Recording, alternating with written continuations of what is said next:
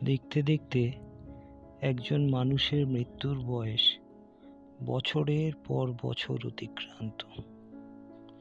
মানুষটা আমার বাবা, যাকে প্রতিনিয়ত হাঁটতে অথবা শুয়ে থাকতে দেখতাম।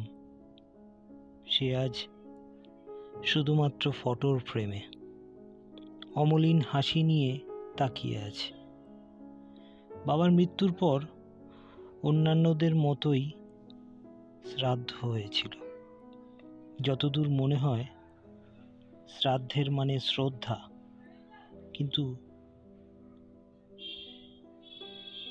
কিন্তু সেই শ্রদ্ধা স্মৃতিচারণের দ্বারাও তো সম্ভব, নাকি যেমনটা আমার বাবার শ্রাদ্ধতে হয়েছিল তেমনটাই হতে হবে? বেশ কিছু জীবিত মানুষ এসেছিল সেই শ্রাদ্ধতে। অনেকেই খাবার খেয়ে প্রশংসা করেছিল। বড় পিসের মাছগুলো খুব সুস্বাদু হয়েছিল।